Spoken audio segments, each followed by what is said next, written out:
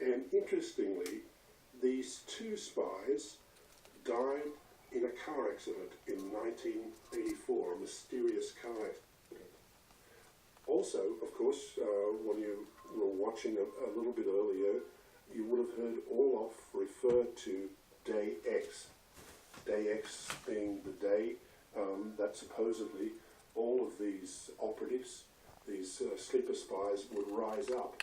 Well, once again, I'm sure you're very skeptical and you're thinking, well, Day X, that sounds like something out of not even a spy movie, but a science fiction film. But Kuzmanov, in his book, and in the interview I've been referring to, says a lot about Day X, because Day X was very well documented. That was the day that the KGB referred to as the day when large-scale war against the West would start, and when all of the deep cover operatives, what we call KAs, would rise up and strike against potential targets that each had been assigned. So the sleeper spies would be awakened on that day, and they would strike against army targets, including classified military, biological and medical research labs, against military garrisons, against civilian targets.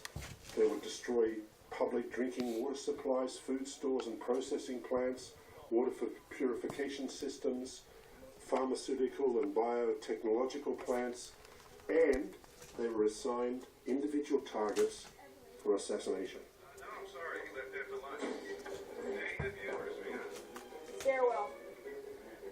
Second floor. What's on that floor? It's empty. Security. Isolated. When Salt came out in Russia just a week after it premiered in the United States, I checked to see what the Russians were saying about the film.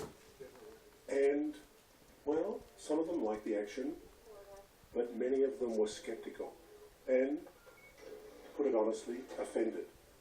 Offended by the resurrection of Cold War tactics, offended by the portrait of Russians in the movie.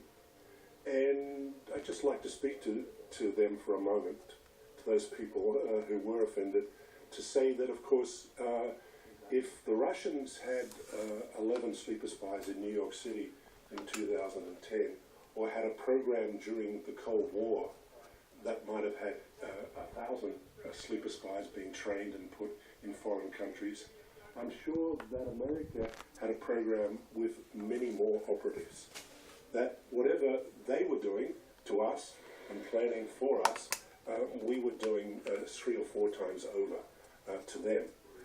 It just so happens that it's the Russians that were caught here in America, and it just so happens that our film was based on Russian sleeper spies, not Americans. But I'm sure we've got just as many out there.